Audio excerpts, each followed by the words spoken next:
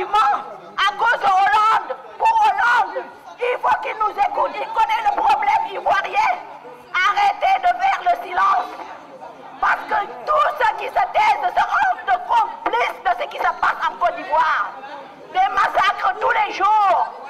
Quand François Hollande a été élu président, je n'ai pas vu François Hollande donner des ordres pour tuer les gens de l'UMP, ni du Front National. Pourtant l'UMP a insulté Hollande, le Front National pareil, mais il n'y a pas eu d'arrestation arbitraire, il n'y a pas eu de règlement de compte.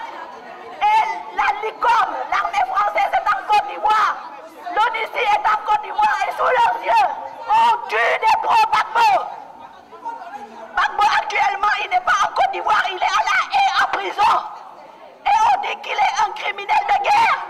Et pourtant les assassinats continuent en Côte d'Ivoire, perpétrés par son remplaçant, qui a été placé là par la France et l'ONU. Je suis désolé, la vérité blesse. Elle n'est pas bonne à dire, mais elle est bonne à entendre. Il faut que vous l'entendiez. Les Français qui passent, qui nous croient, qui nous prennent pour des fous, nous ne sommes pas des fous. Oui, quand la France a été occupée par l'Allemagne, il y a eu des partisans. Vous vous êtes battus comme des fous pour récupérer votre pays. Et nous nous battrons jusqu'au sang pour récupérer la Côte d'Ivoire. Oui, nous sommes fiers de ce que nous sommes. Nous appartenons à ces deux grands continents. Nous voulons la paix, la justice, la liberté. Oui. FIDH, vous êtes enfermés même avec cette chaleur. Vous fermez vos fenêtres comme vous fermez vos yeux devant les crimes de Ouattara. Vous n'avez pas honte. Vous n'avez pas de dignité. Vous n'avez pas d'honneur. Vous fermez vos fenêtres. Même avec la chaleur, pour ne pas entendre, mais vous nous entendrez. On vous poursuivra tout le temps, pour vous ouvrir les yeux que vous ne voulez pas ouvrir. On vous ouvrira vos yeux que vous voulez fermer. Oui, vous assistez à ces massacres, vous les connaissez, vous le savez, vous ne les dénoncez pas, parce que chacun pense à son portefeuille, à son salaire, aux subventions. Vous êtes là que pour ça. Vous n'êtes pas là pour les droits de l'homme. Oui, ça n'existe pas chez nous, les droits de l'homme, puisque vous fermez les yeux, vous ne les dénoncez pas. Oui, on est révolté, on est fâché, on est en rage, parce que l'injustice se passe et continue de se passer. Oui, il faut libérer la Côte d'Ivoire, il faut que la vérité soit dite. Oui, il faut que la vérité soit dite, il faut qu'elle soit dite, il faut qu'elle soit dite par la presse mensongère, la presse française, qui est une presse mensongère. C'est à cause de ça aujourd'hui on tue les Ivoiriens. Ils n'ont pas arrêté de bâtir durant toute cette crise en Côte d'Ivoire. Oui, on les voyait que d'un côté. Ils ne faisaient parler qu'un côté. Même au tribunal, l'accusé, on les laisse défendre, on les laisse parler. Droits de l'homme, c'est pas pour les droits, c'est pour les Français. Mais j'ai pris les filles on va leur déposer.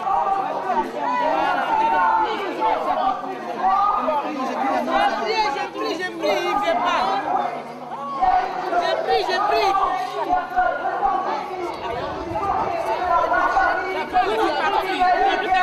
Hein? Il faut te mettre en tenue.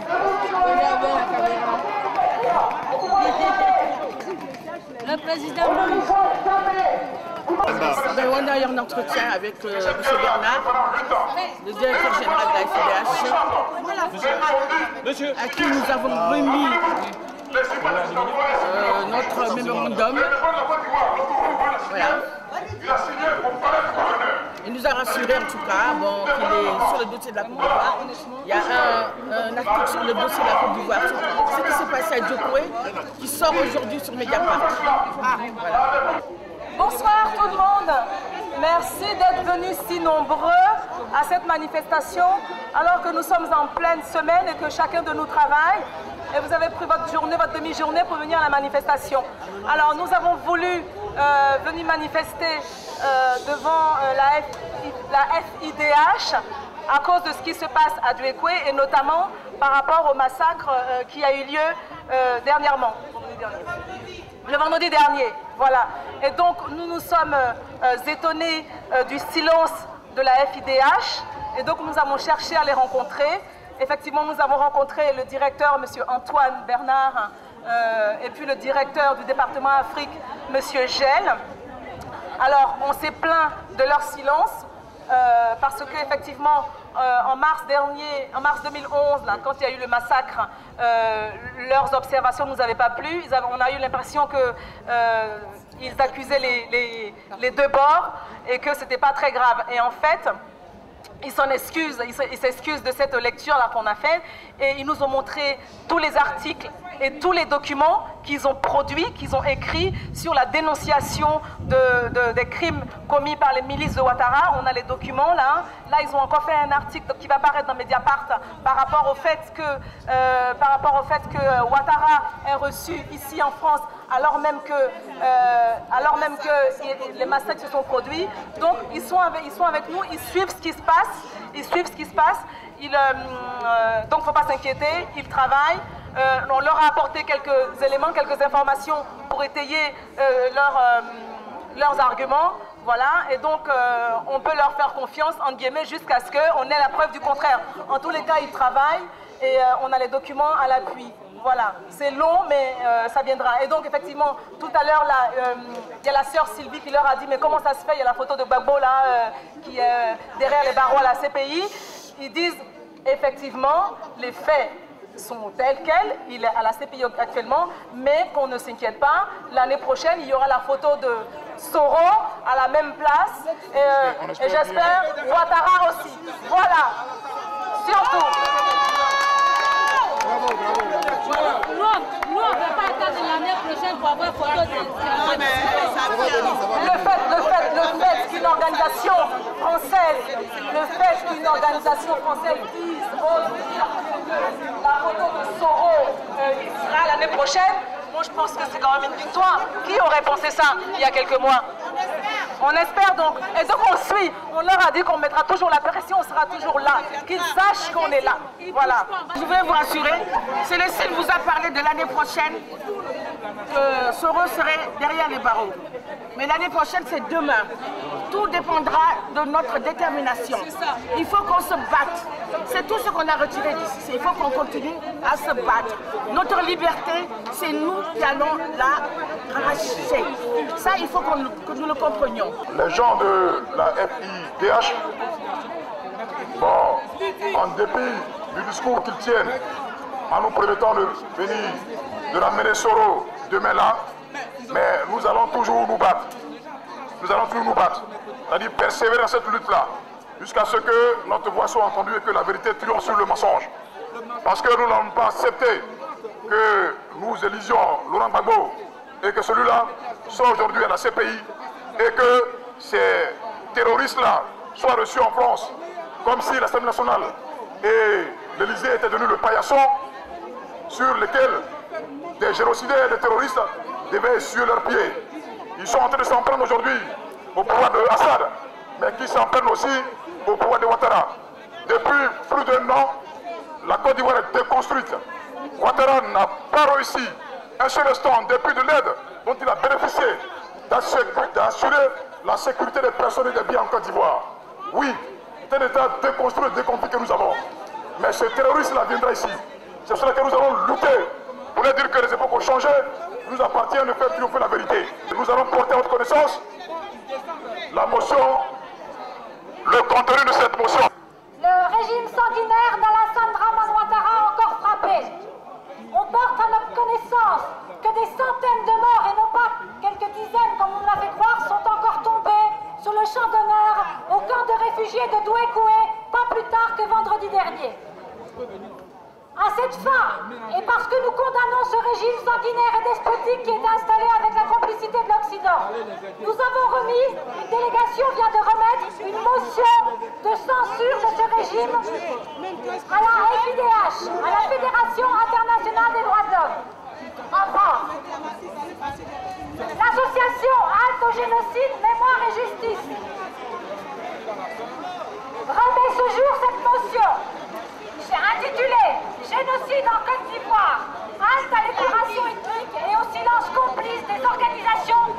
humanitaire en pays ouest. Depuis les élections présidentielles très controversées de 2010, la Côte d'Ivoire est plongée dans une véritable impasse.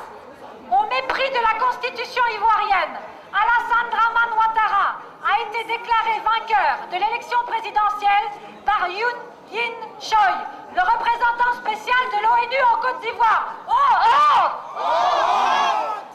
L'aboutissement de ces tractations, pour ne pas parler de complot, a été la prise du pouvoir par Alassane Dramane Ouattara, avec l'aide des forces spéciales françaises, qui se sont mises au service de cet homme au dessein macabre.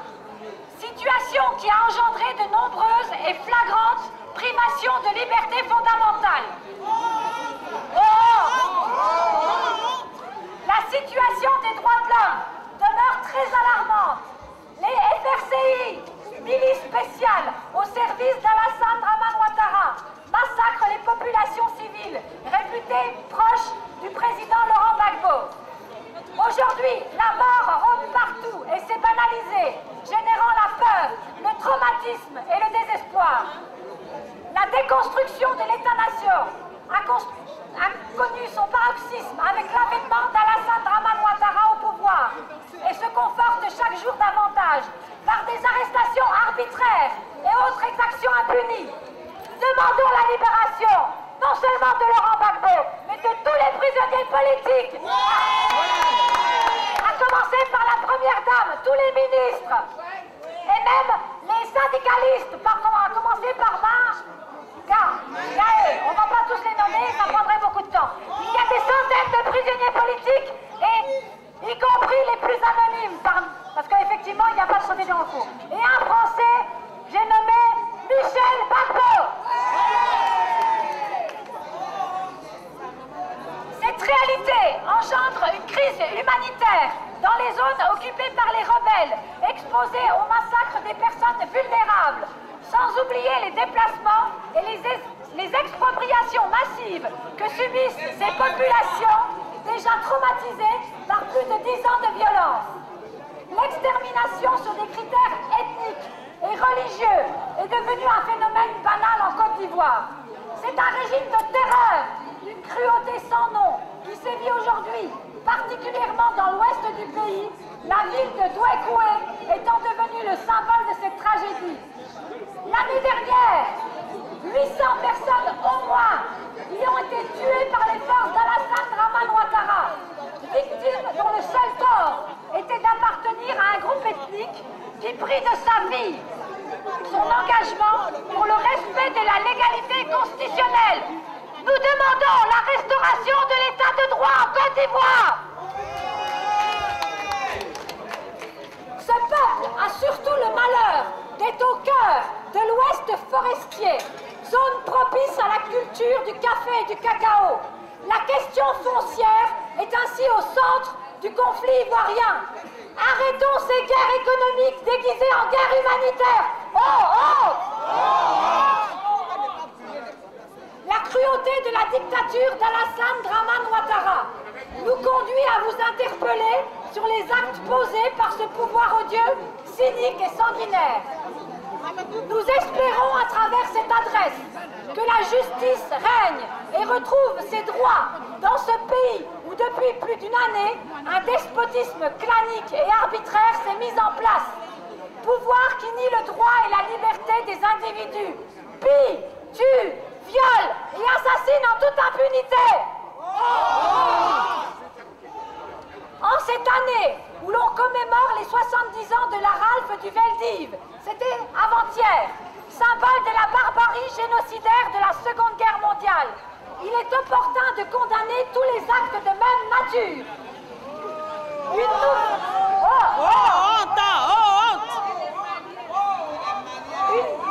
Une nouvelle attaque. J'aimerais que l'on puisse montrer les photos odieuses de cette barbarie, si quelqu'un pouvait prendre l'affiche. Une nouvelle attaque sur les mêmes populations, vient encore de se produire ce vendredi 20 juillet 2012. Dans un camp de réfugiés, officiellement, on nous a annoncé quelques dizaines de morts. Mais nous tenons de sources sûres, et si Bertine veut encore dire quelques mots. Bertine,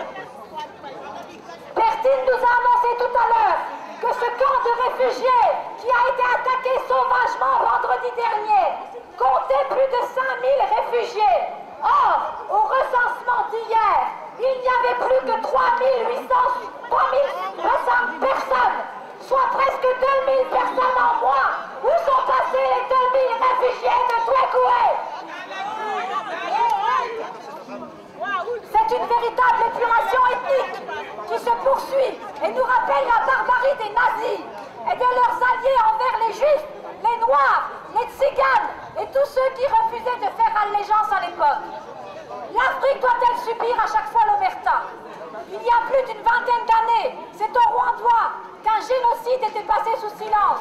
Génocide qui impliquait certaines puissances occidentales, dont la France. Aujourd'hui, en République démocratique du Congo, ce sont des populations entières qui sont massacrées, comme ce ne sont pas des viols collectifs qui sont commis sur les femmes. La situation est tellement critique aujourd'hui en Côte d'Ivoire que tout silence devant ces crimes odieux ne peut être interprété que comme un acte volontaire de complicité. Au moment où l'Organisation des Nations Unies en Côte d'Ivoire et les forces pro-Ouattara se rejettent mutuellement la responsabilité, l'ampleur des atteintes aux droits de l'homme nécessite que vous preniez position, vous, Fédération internationale des droits de l'homme en France. Réagissez! La situation. Certaines personnalités, à l'image de Catherine Ashton, chef de la diplomatie européenne, se sont levées contre ces actes, mettant en exergue l'incapacité des FRCI et de l'ONUCI à prévenir de telles situations. Des témoignages cohérents font état d'une véritable entreprise d'épuration ethnique à partir du 28 mars 2011. Date de la prise de Twekoué par les forces pro-Ouattara, qui ont commis des massacres dans les villages ouest de Daoua, Binou, Baé, Glaou, sans oublier Kitrozon, Blanc-le-Quin et Petit-Dékoué. Twekoué, ce qui constitue un génocide au sens précis de la Convention de Genève et du traité de Rome instituant la CPI. D'ailleurs, il faut les prendre à leur propre texte. L'article 2 de la Convention pour la prévention et la répression du crime de génocide, adopté par l'Assemblée générale des Nations Unies le 9 décembre 1948, affirme: dans la présente Convention, le génocide s'entend de l'un quelconque des actes ci-après commis dans l'intention de détruire, en tout ou partie, un groupe national, ethnique, racial ou religieux. Comme tel, premièrement, les meurtres des membres du groupe. Deuxièmement, les atteintes graves à l'intégrité physique ou mentale des membres du groupe. Troisièmement, la soumission intentionnelle du groupe à des conditions d'existence devant entraîner sa destruction physique totale ou partielle. En 4, des mesures visant à entraver les naissances au sein des groupes. Et c'est en cela, par le viol massif, que l'on entraîne la destruction du peuple Oué et de tous les peuples ayant soutenu de façon réelle ou supposée le président légitime de la Côte d'Ivoire, j'ai nommé Laurent Gbagbo. Cinquièmement, transfert forcé d'enfants du groupe à un autre groupe. Les enfants soldats en sont le témoignage vivant. Je n'entends personne, ni de la FIDH, ni d'Amnesty International, ni de Caritas, ni de la Croix-Rouge, dénoncer ces enfants soldats. Cette définition a été reprise dans l'article 6 du statut de Rome le 17 juillet 1998, l'acte fondateur de la Cour pénale internationale, précisant toutefois qu'il s'agit d'un crime se distinguant par l'intention d'extermination totale ou partielle d'une population, ainsi que la mise en œuvre systématique de cette volonté. Je suis désolée de vous embêter avec des textes de droit, mais c'est comme ça que nous obligerons les instances, les organisations chargées officiellement de la défense des droits de l'homme à agir et à intervenir ici en France. De nombreuses preuves d'atrocités sont rapportées par Matt Wells, chercheur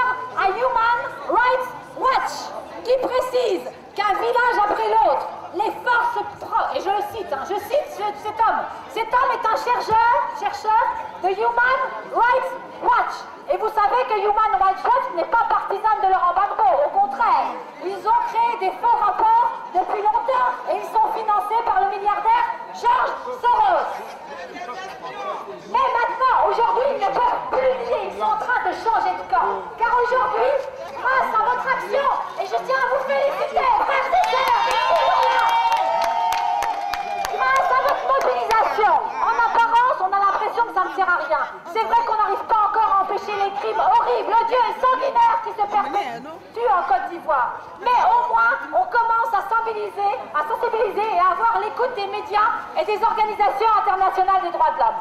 J'en veux pour preuve ces mots de Matt West, donc chercheur à Human Rights Watch, qui précise qu'un village après l'autre, les forces pro-Ouattara ont terrorisé des civils présumés partisans de Gbagbo et en ont tué des centaines et violé des dizaines d'autres. Ouattara doit garantir que les coupables de tels crimes soient traînés devant la justice.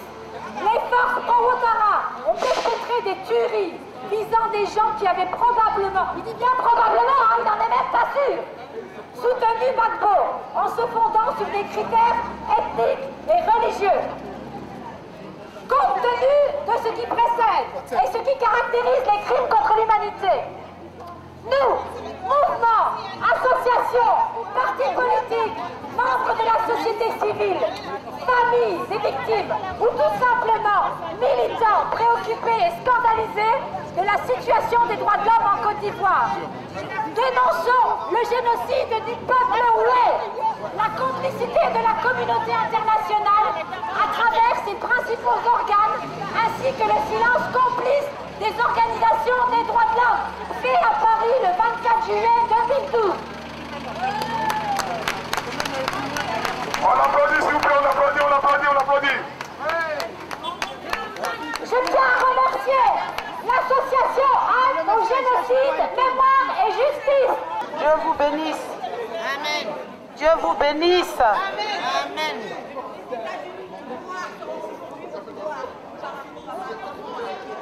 Minimse Yesu Kristo Yaya wawajuma No nimiye Eya wawajuma Yesu kwana nimiye Eya wawajuma Enoti Yesu ya wawajuma mamio Yesu ya wawajuma mamio Yesu ya wawajuma mamio Yesu Kristo mekpaja ya wawajuma mami Jimi uchina cheusa Miti ekuma china cheusa Midimi uchina cheusa Minimisa Yesu Kristo Ufrisa la salaba Ometi mikwa Yesu ya wawajuma mami Je n'ai plus de patrie. Je n'ai plus de village, oh mon Dieu. Je n'ai plus personne, oh. Je ne sais plus où dormir. Dieu vous bénisse. Ouattara, il est tout sauf président. Ce monsieur est tout sauf président. Depuis sa naissance jusqu'à aujourd'hui, tout a été mensonge. Tout a été mensonge. Il a pu s'attribuer les faveurs des grands entre guillemets de ce monde.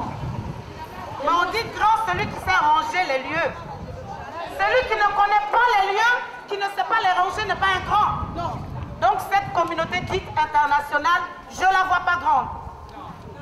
Parce que quand une femme, elle est incendiée avec son bébé, quand un enfant, il ne sait pas que sa mère est morte, elle est couchée, que cet enfant tête le sein, moi je dis, ces gens ne sont pas des grandes puissances. C'est le faible. Ce ne sont pas des grandes puissances. Vendredi, depuis jeudi, je ne suis pas bien. Je ne suis pas bien parce que, par rapport à ce qui s'est passé chez moi, je ne suis pas bien. Mais il y a quelqu'un qui m'a dit une phrase hier et je suis requinquée à bloc. Parce que chez moi, à l'ouest, quand une femme elle prend la parole, elle dit ah, quand la femme dit ça, c'est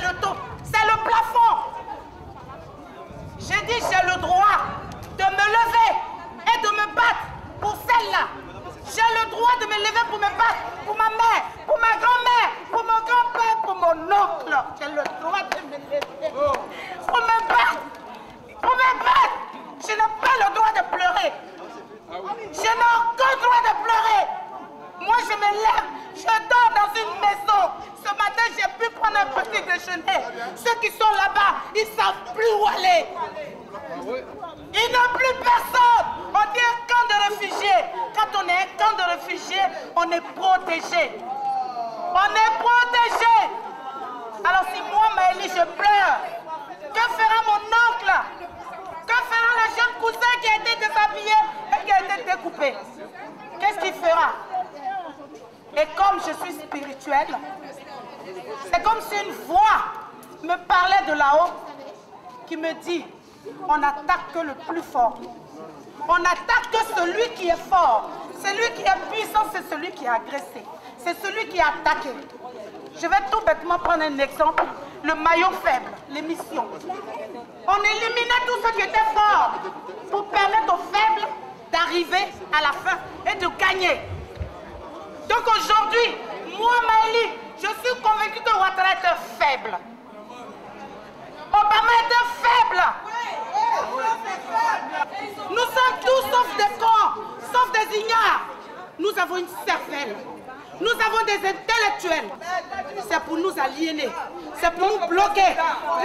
Pour bloquer notre évolution qu'ils essayent de nous exterminer. Mais le peuple ivoirien est un peu plus fort. Est-ce que nous sommes forts? Oui. Le peuple ivoirien est un peuple fort.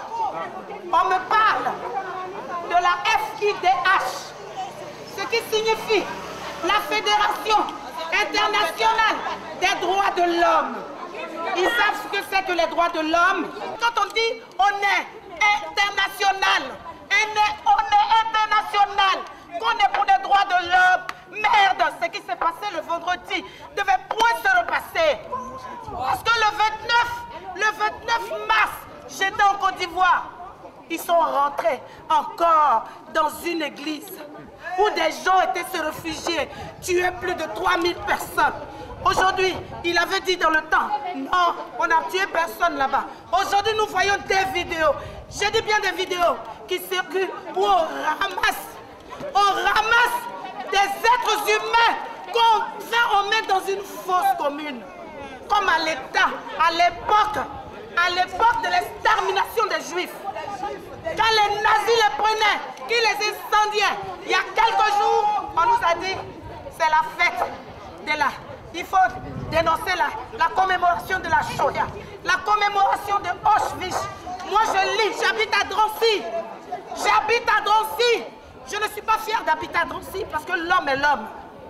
Drancy, c'était le lieu où ils rassemblaient les Juifs pour les déporter. Et pourquoi, vous qui avez été touchés dans votre âme, pourquoi aujourd'hui vous assistez à ce qui se passe en Côte d'Ivoire?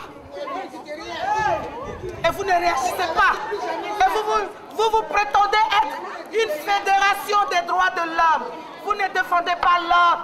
Quand une pauvre dame, elle est assise en train de faire sa nourriture, qu'on vient la bouffer, qu'on vient la découper, ce n'est pas les droits de l'homme. On vient la tuer. On l'applaudit s'il vous plaît, on l'acclame s'il vous plaît, on l'applaudit. On l'applaudit s'il vous plaît. S'il vous plaît. S'il vous plaît. S'il vous plaît. Elle est très touchée. Très touchée. Elle a perdu des parents. Elle a été témoin de ces crimes-là qui ont été commis l'année dernière déjà. Parce qu'elle était en Côte d'Ivoire. Elle a vécu cela. C'est pour cela qu'elle parle avec cette vivacité, cette force. Oui. Maëlie, sois forte. Nous aurons la victoire. Nous aurons la victoire. Nous aurons la victoire. Ne pleure pas, Maëlie, s'il te plaît. Ne pleure pas. Ne pleure pas. Ne pleure pas. Il ne faut pas pleurer. La lutte continue. Oh, je ne voudrais pas parler cet après-midi des tueries qui ont eu lieu à Diokwe il y a 2-3 jours, parce que mes prédécesseurs en ont beaucoup dit là-dessus. Je voudrais simplement m'attarder sur une seule chose. Je voudrais m'attarder sur la journée du 26. Le jeudi 26, le jeudi 26 juillet, à partir de 8 h du matin. C'est-à-dire que tout le combat que tu as mené, depuis aujourd'hui 1 an et demi, François Hollande te donne l'occasion de dire 2 mots à Draman Mossi Ouattara, le génocidaire. Alors le jeudi prochain, après-demain, s'il te plaît, il faut prendre ta journée. S'il te plaît, dis à ton patron que tu es malade. Dis à ta patronne que tu es malade. Que tu ne te sens pas bien. Et c'est vrai que tu es malade parce que ton peuple est en train de mourir. Et quand le stress commence à monter, il y a la diarrhée qui suit, il y a les maux de tête qui suivent. Alors dis à ton patron que tu es malade, c'est justifié par le génocide que Dramane Ouattara est en train de faire en Côte d'Ivoire. S'il te plaît, femme, homme, le jeudi, prends ta journée. Prends ta journée, s'il te plaît. C'est l'apothéose du combat que tu as mené. Et je voudrais te faire une confidence cet après-midi. Nous sommes en contact avec ceux qui sont à l'Élysée. Nous avons eu des contacts avec eux. Et ils nous ont dit, c'est à vous de jouer maintenant. Ils nous ont dit, c'est à vous de jouer maintenant. Nous l'avons déplacé, c'est à vous de jouer maintenant. Je voudrais te dire ceci. Nous sommes là, une vingtaine de personnes, trentaine de personnes. Mais si chacun de nous envoie le SMS au moins à 20 personnes, je pense que nous serons nombreux le jeudi matin devant l'Élysée. Il faut que nous soyons nombreux. Il faut que nous soyons nombreux. Le jeudi, c'est après-demain, devant l'Élysée. Nous allons lui offrir un accueil de génocidaire. Maintenant, je voudrais m'indigner un peu par rapport aux forces de l'ordre qui nous regardent. Ils sont venus avec des boucliers, nous ne sommes pas en guerre ici.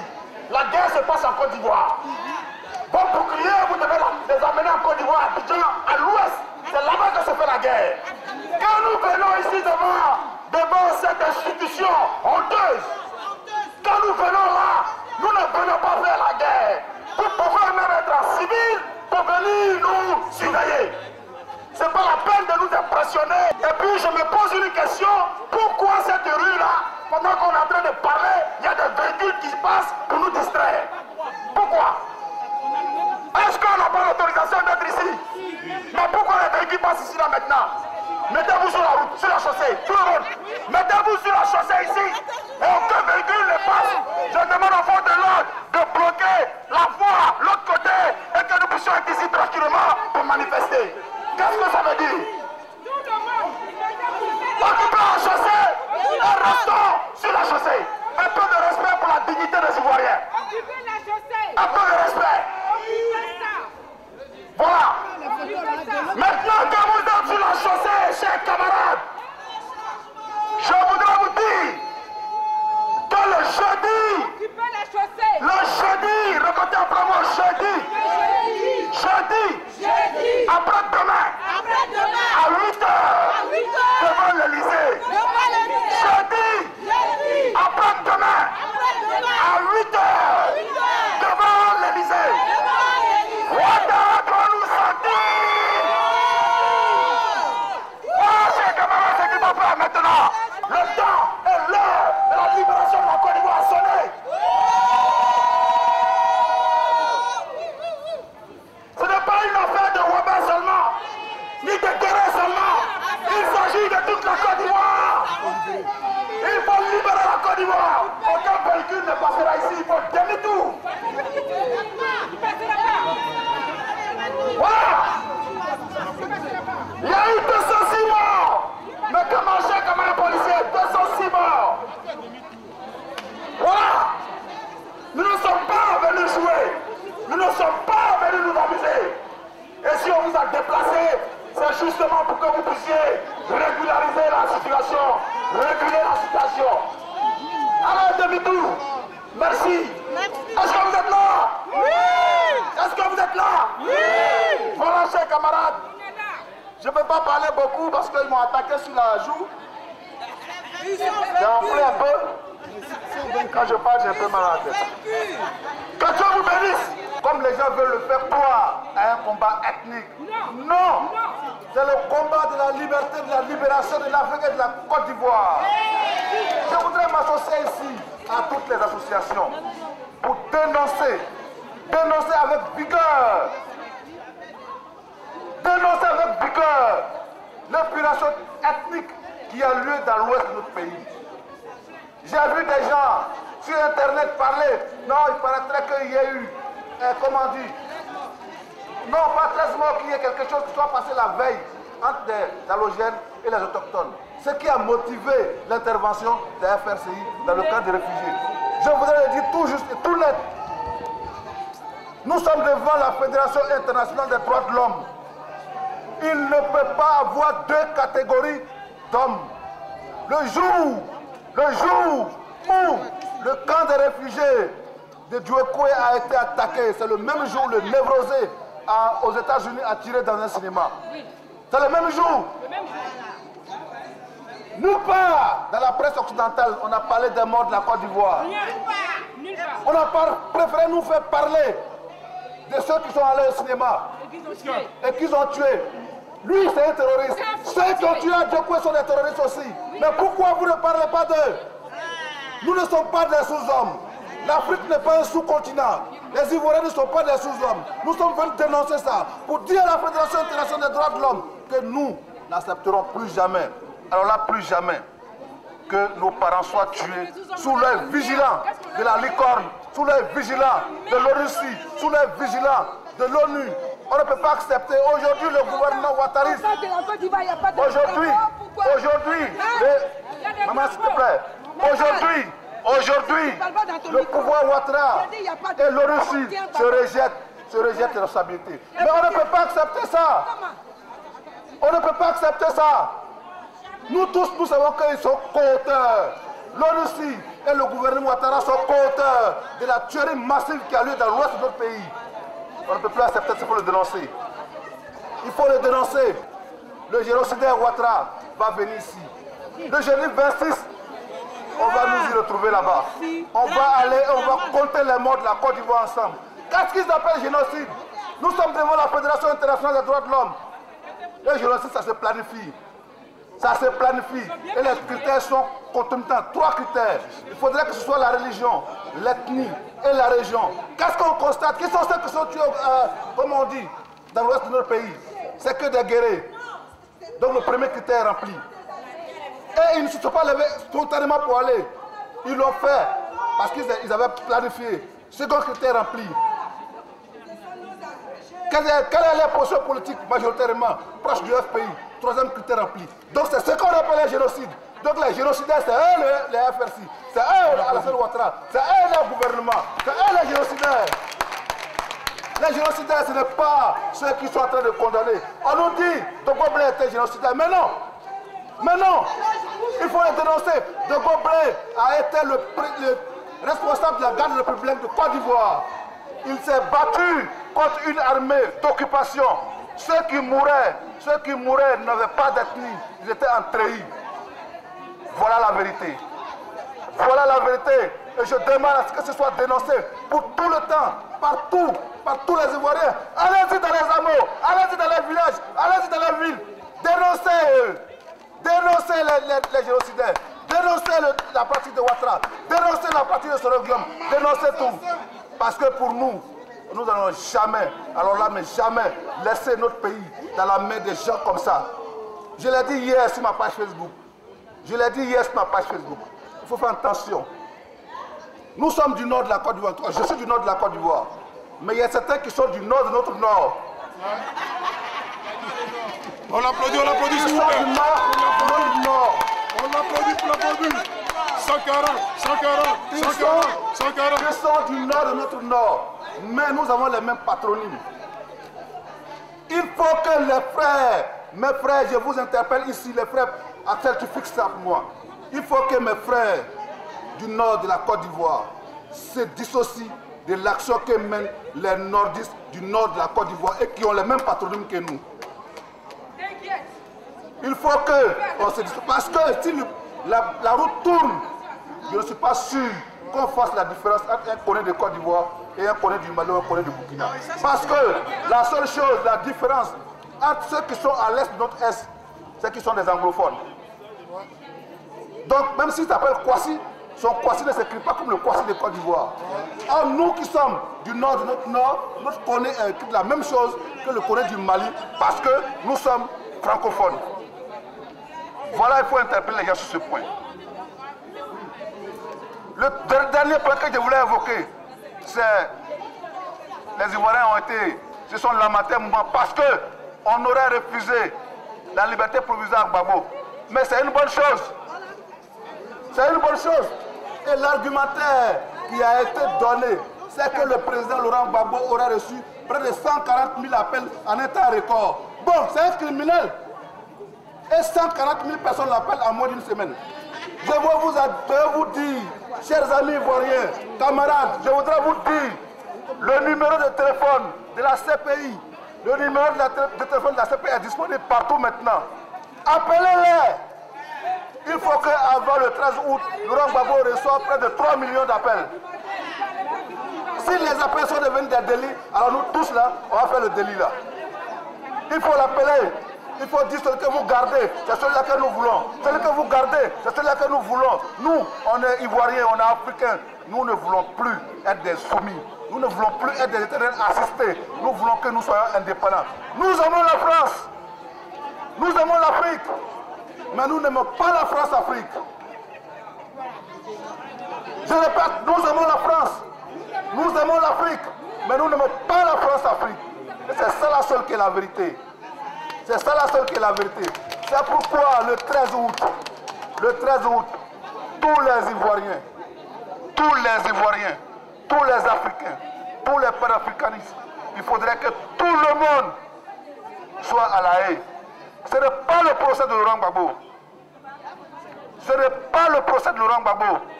C'est le procès de l'Afrique. C'est votre procès à vous tous. Parce que Laurent Gbagbo triomphera de cette nébuleuse impérialiste. Et lorsque Laurent Gbagbo aura triomphé, vous verrez que vous n'aurez plus de liberté. Et vous serez fiers de ce que vous avez fait. Vous serez fiers d'être vous-même, d'être africain, d'être ivoirien. Soyez fiers de vous. Soyez fiers de vous. Continuez le combat. Donnez l'information où elle doit donner. Donnez l'information partout. Je vous demande, à partir d'aujourd'hui, de vous procurer les tickets de la haie qui sont en vente partout. Le 26 à 8h, on se retrouve tous devant l'Élysée. Je vous salue comme un Ivoirien. Je vous salue et la paix de soit sur vous. On l'applaudit s'il vous plaît. On l'applaudit d'abord. Le camarade Sankara. Sankara. Merci camarade pour ton discours. Merci. Bientôt la libération. Merci.